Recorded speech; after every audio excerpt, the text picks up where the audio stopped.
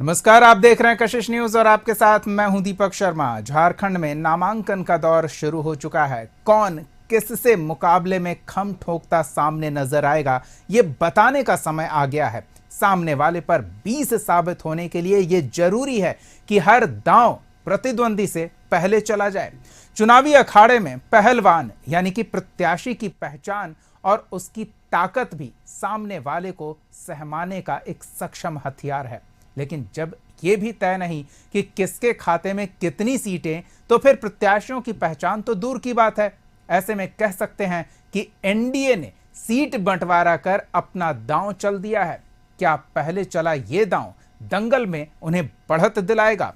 सवाल तो पूछेंगे और सवाल का जवाब लेंगे। हमारे साथ कुछ मेहमान जुड़े हुए हैं, उनसे आपका परिचय करा दें। रांची स्टूडियो से हमारे साथ बीजेपी की ओर से पार्टी का पक्ष रखने के लिए राफिया नाज जी जुड़ी हुई हैं और कांग्रेस की ओर से पार्टी का पक्ष रखने के लिए गौतम उपाध्याय जी जुड़े हुए हैं। आप दोनों का बहुत बहुत स्वागत है।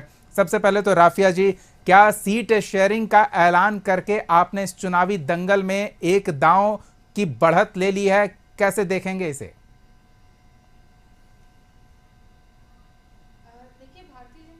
हमेशा ही आगे रहती है और जिस तरीके से हमारे कार्यकर्ता और भारतीय जनता पार्टी के जितने भी परिवार के सदस्य हैं, 365 दिन हम कार्य करते हैं और उसी कार्य के बेसिस पे हम जनता के बीच में वोट मांगने जाते हैं। और इस बार तो जनता पूरी तरीके से ये जेएमएम और इंडी गठबंधन की जो कथनी की सरकार है, इसको जड़ से उखाड़ के फेंकेगी और इनको मुंह तोड़ जवाब मिलेगा कि इन्होंने जो गलती की है झारखंड की जनता को, यहाँ की बहनों को, यहाँ की युवाओं को ठगने की और यहाँ के छात्रों की भविष्य के साथ खिलवाड़ करने की, तो इनका मुंह तोड़ जवाब इस बार जनता जरूर देगी। क्योंकि आपको याद होगा कि किस तरीके से हेमंत सोरेन जी ने अपने पिता शिबू सोरेन जी की कसम खाई थी कि अगर वो युवाओं को रोजगार नहीं दे पाए, अगर वो अपने वादों को पूरा नहीं करेंगे, तो वो सत्ता से हट जाएंगे और राजनीति से संन्यास ले लेंगे। तो जो अपने पिताजी की झूठी कसम खाते हैं, वादों को पूरा नहीं करता, तो उनको जवाब जनता जरूर देगी। चलिए गौतम जी से जवाब ले लेते हैं। गौतम जी, तालमेल इनका बेहतर है, ये इन्होंने सीट शेयरिंग की पहले घोषणा करके एक तरह से दर्शाने की कोशिश की है। क्या ऐसा नहीं लगता कि तालमेल के लिहाज से आईएनडीआई अलायंस एनडीए खेमे से कहीं पिछड़ रही है?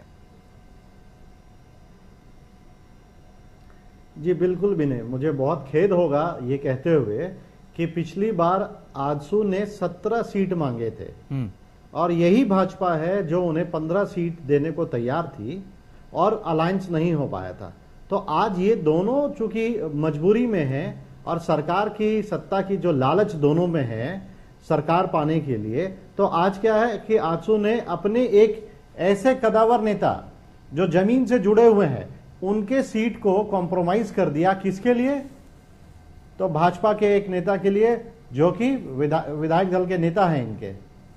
तो आप समझ लीजिए कि ये कैसा गठबंधन। सबसे बड़ा सवाल तो आजसू पार्टी पे उठता है और भाजपा पे कि पिछली बार आपने गठबंधन सिर्फ 2 सीटों के लिए आपने गठबंधन तोड़ दिया था, तो ये कैसा। और सबसे बड़ी बात, आज इनके सह प्रभारी ने प्रेस वार्ता करते हुए कहा था कि हमने जो है सीट्स तो अनाउंस कर दिए, लेकिन कैंडिडेट कौन होगा, कौन सी सीट से कौन कैंडिडेट लड़ेगा, वो अनाउंस नहीं किया।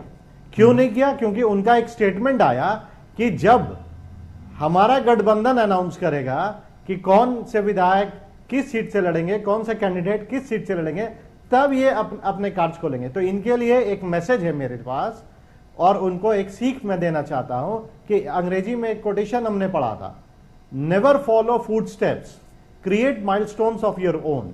तो 14 साल आपने इस राज्य में राज किया और आज भी आप इस चीज का इंतजार कर रहे हैं कि जब कांग्रेस और जेएमएम के गठबंधन द्वारा कैंडिडेट की घोषणा होगी तब हम अपना कैंडिडेट अनाउंस करेंगे कि कौन से कैंडिडेट कौन से सीट से। तो इनकी क्या तैयारी है? ये तो खुद डरे हुए हैं, सहमे हुए हैं और आज अलायंस करना तो इनकी मजबूरी है। आज सवेरे सवेरे मतलब सुदेश महतो जी के यहां इनके सब प्रभारी चले गए, उनके घर पे मान मनौवल हुआ और उसके बाद 10 सीट पर कॉम्प्रोमाइज हुआ और फिर ये प्रेस वार्ता में 1.5 घंटे इन्होंने प्रेस कॉन्फ्रेंस को लेट किया। तो आप समझ सकते हैं कि इनकी क्या तैयारी है। नहीं, हम और फिलहाल हमारी ये तैयारी समझ के पा रहे हैं सामने गौतम ये जी कि कहीं आप stand नहीं करते। नजरें गड़ाए हुए हैं कि विरोधी खेमे में क्या चल रहा है। ये अच्छी बात है, जब मुकाबला हो तो विरोधी खेमे की हर रणनीति, बिल्कुल हर भी चाल नहीं, पर नजर बिल्कुल होनी भी नहीं। चाहिए। मैं आपको- लेकिन मैं आप थोड़ा ये सा correct बताने करना में चाहूंगा दीपक आप जी।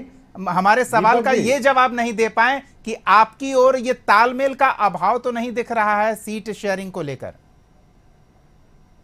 बिल्कुल भी नहीं, हमारा तालमेल तो बिल्कुल फिक्स है।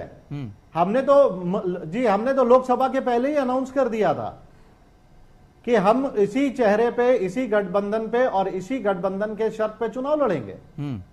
और जिसका परिणाम यह हुआ कि गठबंधन में हम लोगों को सीट्स बढ़े। पिछली बार हम लोकसभा में 2 सीट पे थे, आज हम 5 सीट पे हैं। तो जिनका सीट कम हो रहा है, जिनके लोग छूट रहे हैं, उनको उस पर मेहनत करनी चाहिए, उस पर ध्यान देना चाहिए। चलिए जवाब ले लेते हैं राफिया जी से कि आज आप देखिए, आज इनके आते हैं गौतम जी, एक आपने जो आरोप लगाया है, आप जो क्लोजली ऑब्जर्व कर रहे हैं अपने विरोधी खेमे को, एक बार राफिया जी से जवाब ले लेते हैं। राफिया जी, आपको सहयोगियों के साथ काफी मान मनव्वल करना पड़ा, काफी रूठे हुओं को मनाना पड़ा, समझौते की स्थिति में आना पड़ा, ये आरोप लगा रहे हैं गौतम जी। क्या वाकई सीट शेयरिंग इतना चुनौती भरा काम था? देखिए, मान मुलावत का काम तो इनके कांग्रेस के पार्टी में चलता है। और ये इंडी गठबंधन जो चोर चोर मौसेरे भाई, आपने ये कहावत सुनी होगी, तो चोर चोर मौसेरे भाई की जो एक ठगबंधन है, इस ठगबंधन के अंदर मान मनोबल चलता है। तभी तो इनके ही कांग्रेस के नेता राजभवन के आगे आकर के रोना रोते हैं। आपको याद होगा कि ये रोना रोते हैं कि ये हमारे मंत्रियों को हटाया जाए। अगर इनको नहीं हटाया जाएगा तो हम क्षेत्र में जाके काम करने लायक नहीं बैठेंगे। आपको ये भी याद होगा कि किस तरीके से बस में, वैन में ये पैक होकर के रिजॉर्ट चले जाते हैं, वहां मान मनोबल का काम चलता है। उनको ये भी याद होगा कि किस तरीके से इन्होंने दीपिका पांडे जी का टिकट काटा। ये महिला सशक्तिकरण की बात करते हैं, शायद ये भूल गए होंगे कि 60 साल किस तरीके से ये कांग्रेस ने पूरे भारतवर्ष को लूटा, ये भी ये भूल गए होंगे। और किस तरीके से शिबू सोरेन जी को 2006 में जेल भेजा गया, तो उस समय केंद्र में किसकी सरकार थी? कांग्रेस की सरकार थी। और इनको इतना शर्म नहीं आता कि जिस कांग्रेस की सरकार के कार्यकाल में शिबू सोरेन जेल गए, आज उसी के सामने उसी से हाथ मिला करके ये बैठे हुए हैं। महिलाओं की ये बात कर रहे हैं, तो इनसे ये जरूर पूछेंगे, अभी तक महिला आयोग का गठन नहीं हुआ, सूचना आयोग का गठन नहीं हुआ, लोक आयुक्त का गठन नहीं हुआ, तो ये कब उन आयोगों का गठन करेंगे? ये हमेशा आप देखेंगे कि आजकल इनका ट्रेंड चल रहा है कि भारतीय जनता पार्टी झारखंड का कर्ज वापस करे। तो इनसे ये सवाल जरूर ही पूछिएगा, जो कर्ज वापसी की ये बात करते हैं, तो वो कर्ज 2014 का पहले का है या 2014 के बाद का है? ये सवाल इनसे जरूर पूछा जाए। क्योंकि ये जो कर्ज माफी की बात करते हैं कि कर्ज वापस कर दिया जाए जो केंद्र सरकार ने लिया है, तो वो कर्ज मैं याद दिला दूं, जब शिबू सोरेन कोयला मंत्री थे तब ये कर्ज केंद्र से लिया गया, केंद्र को दिया गया था। और केंद्र में कांग्रेस की सरकार थी, तो कांग्रेस के जेब से मांगे ना जेएमएम, और जेएमएम कांग्रेस के जेब से मांगे, और कांग्रेस को अपने जेब से झारखंड सरकार का कर्ज को सूद समेत वापस करना चाहिए। चलिए, किसकी जेब से कब निकला था और कब गया था, ये हिसाब किताब जनता जरूर लेगी। लेकिन राफिया जी, जिस तरह से गौतम उपाध्याय जी हमारा सवाल टाल गए, ऐसा लग रहा है कि आप भी इस सवाल को टालते नहीं आ रहे। गौतम जी, हम समझ रहे हैं कि इन आरोपों का जवाब देने को आप आतुर हैं, लेकिन हमारे सवाल का जवाब नहीं मिल पा रहा है। राफिया जी, जो मान मनव्वल को लेकर है और जो हेमंत बिस्वा शर्मा ने प्रेस कॉन्फ्रेंस में खुलकर कह दिया कि हमारे हिस्से में 68 सीटें आई है, ये अभी फिक्स नहीं है, परिस्थितियों को देखते हुए 1-2 सीट सहयोगियों के साथ और बांट सकते हैं। तो ये गठबंधन में किस तरह का तालमेल है कि चुनाव के लिए प्रत्याशियों के नामांकन का दौर शुरू हो गया है, लेकिन किसके खाते में कितनी सीटें जाएंगी ये फिक्स नहीं हो पा रहा है, ऐसा क्यों राफिया जी? देखिए, हमारे यहाँ कांग्रेस का प्रचलन नहीं है कि हम आपस में लड़ करके सीट छीनते हैं। हम लोग जो है, हम लोग बैठ करके हम लोग आपस में सीट शेयर करते हैं, ना कि कांग्रेस की तरह वो हमें दे दो सीट, वो हमें दे दो सीट। ये हमारे यहाँ प्रथा नहीं चलता।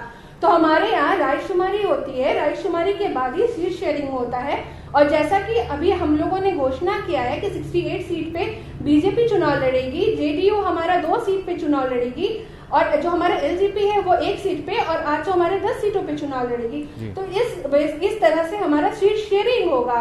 और हम जो हमारा एटमॉस्फेयर होगा, उस एटमॉस्फेयर को, क्षेत्र का जो जनता की मांग होगी, उस मांग के अकॉर्डिंग हम वहां पे प्रत्याशी का नाम घोषणा करेंगे, ना कि भारतीय जनता पार्टी कांग्रेस की तरह आपस में लड़ झगड़ करके इनके सीट के जैसा लड़ाई करती है। आपको याद ही होगा हाल में किस तरीके से चंपई सोरेन जी को 2 महीने बचे हुए थे चुनाव के और उनको सिर्फ मुख्यमंत्री पद के लिए उनको हटा दिया गया। अब मंच से याद कर ले कि किस तरीके से मंच सजता है, राहुल गांधी रहते हैं, चंपई सोरेन जी बतौर मुख्यमंत्री मंच के ऊपर रहते हैं, पर उनको किस तरीके से धक्का दे करके पीछे कर दिया जाता है। तो यही कांग्रेस और जेएमएम का संस्कार है, जो संस्कारों पे ये चलती है। पर भारतीय जनता पार्टी बिल्कुल राफिया जी याद दिला दे कि आज ही एक बीजेपी के नेता और एक आजसू के नेता दोनों अपनी अपनी पार्टी छोड़कर जेएमएम में शामिल हो गए। हेमंत सोरेन ने उन्हें सदस्यता दिलाई है और आप कह रहे हैं कि सब कुछ सही चल रहा है। बहरहाल आपके हिसाब से चल ही रहा होगा। गौतम जी से हम जवाब जरूर लेंगे, लेकिन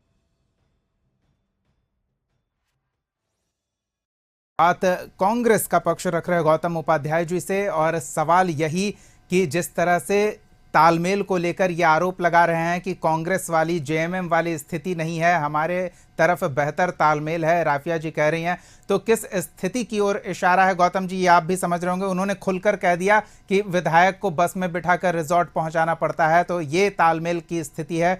आईएनडीआई खेमे की तरफ भरोसे का अभाव है, ये आरोप लगा रहे हैं, क्या कहेंगे?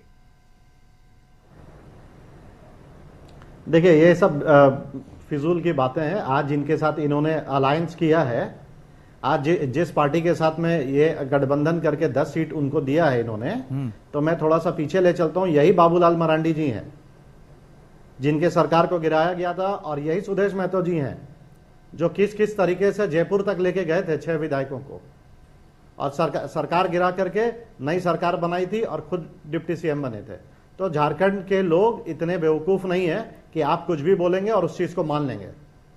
और दूसरी बात कि ये इस तरह की बातें कर रही थी, तो सबसे बड़ी बात है कि गीता कोड़ा जी किस पार्टी से आई हैं, सीता सोरेन जी किस पार्टी से आई हैं? क्या इनके पास, एक मिनट मैं सुन रहा था ना, मैं आपकी बात सुन रहा था, आप भी सुनिए मेरी बात। क्या आपके पास में महिला चेहरा कोई भी नहीं है? आपके सांसद जो हैं, हाँ, तो आप टिकट के दावेदार कहाँ हैं? आपका टिकट क्यों नहीं दे रहा पार्टी आपको? मुझे बहुत इज्जत दिया, आपकी पार्टी ने क्या इज्जत दिया और आपकी पार्टी में महिलाओं की क्या पोजीशन है और क्या इज्जत है, उस पर मैं डिस्कस करने नहीं आया हूँ, उस पर डिस्कस करने नहीं आया। आप खुद बोरो लेकर के और उसके बाद आप यहाँ पे आ रहे हैं और दूसरे खेमे के कैंडिडेट्स को बता करके आप तो खुद स्वयं देख लें, जिनके चेहरे पे आप चुनाव लड़ने की बात कर रही हैं, वो कल तक तो मोदी जी को गाली देते थे। वो कहते थे कुतुब मीनार से कूद जाना मैं पसंद करूंगा, लेकिन भाजपा ज्वाइन नहीं करूंगा। आप लोगों ने, आपकी कांग्रेस ने 2006 में, तब अब क्यों नहीं बोलते कुछ भी? उन पर एलिगेशन लगाया गया था और एलिगेशन सिद्ध हुआ था, तो हमने जेल नहीं भेजा था, ये हाईकोर्ट ने और सुप्रीम कोर्ट ने जेल भेजा था। थोड़ा ज्ञान बढ़ा लीजिए। डिबेट में आती हैं, आप डिबेट में आती हैं, अलग बात है। गौतम जी, व्यक्तिगत टीका टिप्पणी से हम बचे। हम बस ये जानना चाहते हैं कि आपकी तरफ कितना बेहतर तालमेल है, ये जनता को कैसे पता चले? लॉ के अंडर में कोई जेल जाता है, ठीक है? आपके पार्टी में हमने देख लिया कि अगर आपके पार्टी में इतनी समन्वय होती तो आज आजसू से आपका पूर्व में गठबंधन हो चुका होता, और इस तरीके से गठबंधन के लिए और मजबूरी में सरकार बनाने की एक कोशिश की, मजबूरी में सुदेश महतो जी के पैर पर गिर पड़े और इस तरह का चरित्र लेकर के लोगों के बीच में जाएंगे और लोगों से वोट मांगेंगे। नियोजन नीति कहां गया? नहीं, नीति पर हम आते हैं राफिया जी, हम आते हैं नीति पर। पहले तो गौतम जी से इसका जवाब ले लेना कि जनता के बीच ये कैसे दिखाएंगे आप? गौतम जी नहीं, राफिया जी हम आ रहे हैं। गौतम जी से पहले इसका जवाब तो ले लें कि जनता के बीच ये कैसे दिखाएंगे कि इनके सहयोगियों के साथ बेहतर तालमेल है। एनडीए ने चलिए कुछ तो अनाउंस किया, आप अभी किस इंतजार में हैं? दिल्ली में बैठकें हो चुकी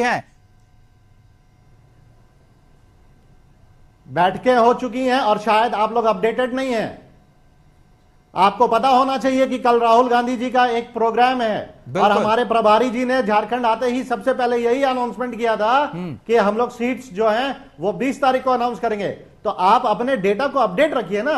उसके बाद सवाल बनाइए। हेमंत सोरेन जी से और हमने ये ऐसे- सवाल ऐसे पूछा गेस्ट था जो हैं, गौतम जी, जो बीच में हेमंत इंटरफेयर सोरेन करते जी हैं, से उनको तो आज थोड़ा ही सा हमने ये लेसन्स सवाल पूछा बताइए कि राहुल कैसे गांधी डिबेट आ किया रहे हैं, जाता क्या है। कार्यक्रम है। उन्होंने कहा अभी बातचीत तो होगी, उसके बाद हम बताएंगे। तो ये अपडेट हम इस विषय पर हैं कि अभी कुछ भी जी स्पष्ट नहीं हो पाया है मैं क्या? आपके चैनल के माध्यम से और आपको मैं डिटेल्स दे देता हूं जी। कल 3:30 बजे राहुल गांधी जी का प्रोग्राम है। ठीक है। कल राहुल गांधी जी जाएंगे, उसके बाद 20 तारीख को हम लोग अनाउंसमेंट्स करेंगे।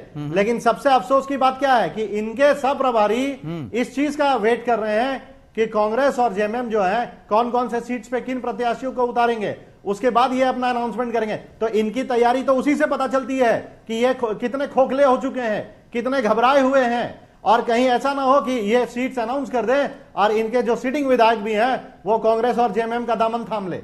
चलिए, तो ये स्थिति है एनडीए खेमे की। राफिया जी जवाब दीजिए। देखिए, जो सिर्फ कथनी की सरकार रहती है उनका काम है कहना, तो इनके काम को कौन मानता है? हमने डबल इंजन की सरकार को उखाड़ करके फेंका। अभी आप संस्कार की बात कर रहे जी, थे, तो मैं जब आपको मैं- यही सिखाना चाह रहा था, मैं यही सिखाना चाह रहा था। यही सच्चाई है। आप यही सीखिए कि किसी के दूसरे के बीच में बोलने से कितना बुरा लगता होगा।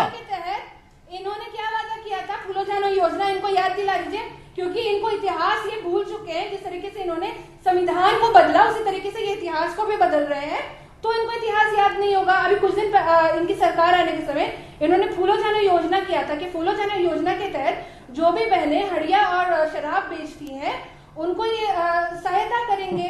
पर ये वहां पे अपना क्षेत्र जा करके नहीं देखते हैं हेमंत सोरेन कि उस क्षेत्र में हड़िया बेचने के बाद महिलाओं के साथ राफिया जी, इतिहास पे भी हम बातचीत करेंगे। राफिया जी, हम इतिहास पे बातचीत करेंगे। पूरा इतिहास हम में सिर्फ खोलेंगे। नाम बदलने वाले लेकिन इतिहास अभी क्या बात बनाएंगे? भविष्य की हो रही है और भविष्य को लेकर एनडीए खेमे में किस तरह की स्थिति है, ये आरोप गौतम जी खुलकर लगा रहे हैं, साफ बोल रहे हैं कि आप इंतजार कर रहे हैं कि हम पहले कैंडिडेट अनाउंस कर दें ताकि आपके खेमे में भगदड़ ना मचे। क्या भगदड़ की स्थिति है एनडीए खेमे में? देखिए, कौन कह रहा है? गौतम जी कह रहे हैं, मतलब कांग्रेस कह रहा है ना? जी। तो कौन बात मान रहा है? जी बीजेपी मान रहा नहीं, है? गौतम जी बीजेपी कांग्रेस के नहीं मान प्रवक्ता रहे। जरूर हैं, लेकिन देखिए, आज कांग्रेस मैं बात रिप्रेजेंट नहीं कर रहा मतलब हूं कांग्रेस अपने बात नहीं गठबंधन रही। सरकार को मैं रिप्रेजेंट कर रहा हूं। बीजेपी नहीं मान रही।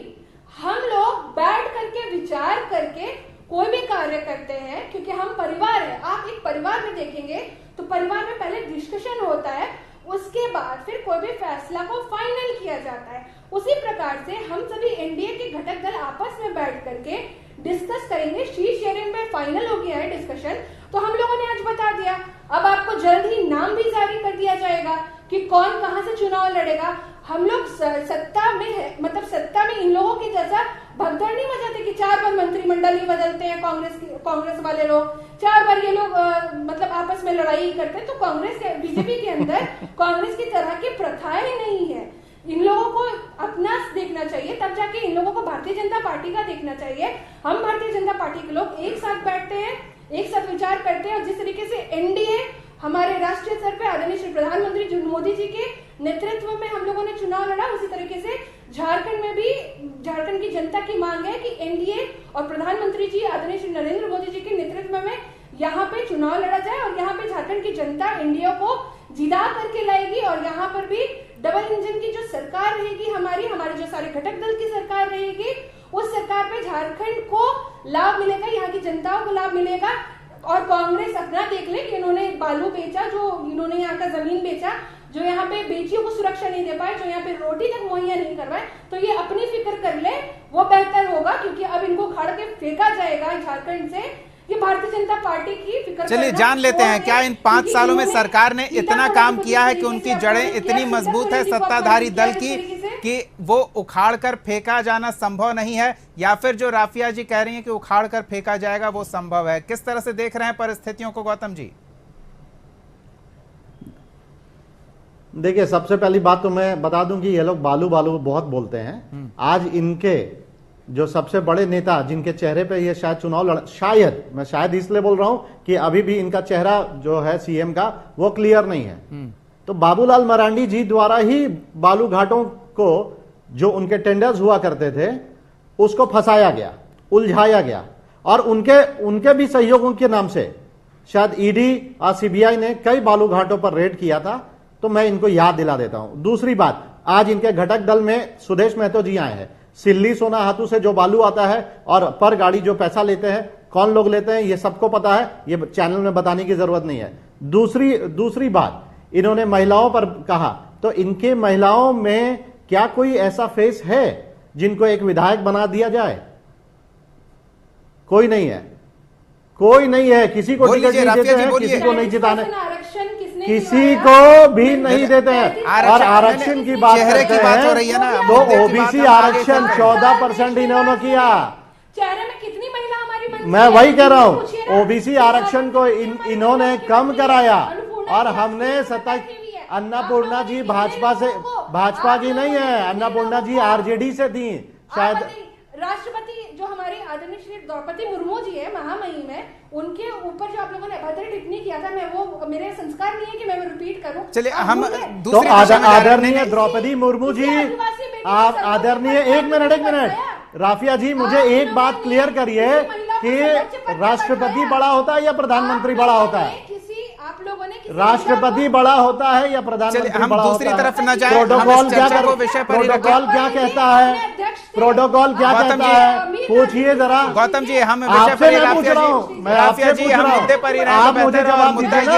प्रोटोकॉल क्या कहता है? गठबंधन, आप प्रोटोकॉल की बात कराइए ना, मुझे बताइए तो सही।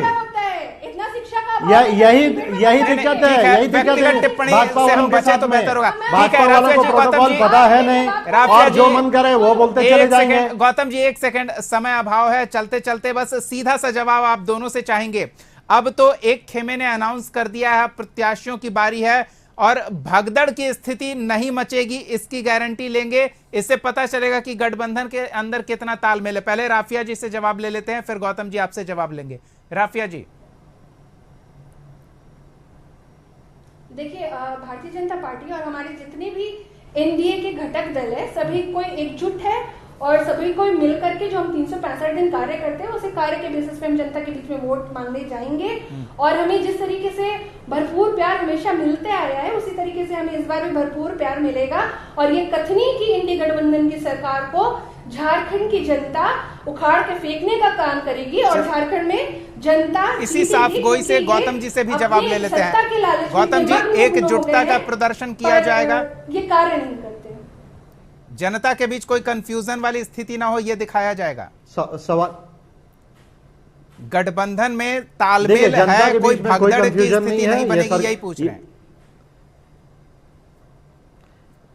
जी। हमारे यहाँ कोई भगदड़ की स्थिति नहीं है, बल्कि हमने चारों दरवाजे खोल रखे हैं। भाजपा और अलायंस, इनके जो अभी नए नए अलायंस हुए हैं, वहां से जिनको जिनको हमारे यहाँ ज्वाइन करना है, जिनको भी आना है आ सकते हैं। हमारे यहाँ इस तरह की कोई स्थिति नहीं है। हम लोग उसी चेहरे पे चुनाव लड़ रहे हैं। और ये हमने 2 महीने 4 महीने नहीं, बल्कि जिस समय लोकसभा की चुनाव की घोषणा हुई थी, उसी समय हम लोगों ने यही अनाउंसमेंट किया था कि हमारे नेता कौन होंगे, झारखंड का शीर्ष नेता कौन होगा। ये हमने उसी समय अनाउंस कर दिया था, इसमें कहीं कोई कंफ्यूजन नहीं है। बाकी लोग अपना देखें। चलिए हम दोनों का देखेंगे क्या स्थिति बन रही है। सीट शेयरिंग की स्थिति एक खेमे में स्पष्ट हुई है, दूसरे में बातचीत चल रही है और उम्मीद है कि 20 तारीख, जैसा गौतम जी ने कहा, तब तक जानकारी सार्वजनिक मंच पर आ जाएगी और उसके बाद क्या स्थिति बनती है, तालमेल कितना बेहतर है, कितना मजबूत है गठबंधन, ये सब पता चलेगा। हमारी नजर बनी रहेगी। फिलहाल बहुत बहुत धन्यवाद गौतम उपाध्याय जी और राफिया नाज जी अपना समय देने के लिए, इस चर्चा में शामिल होने के लिए। अगले बार एक और सवाल के साथ हम फिर मौजूद रहेंगे, तब तक के लिए देखते रहिए कशिश न्यूज़।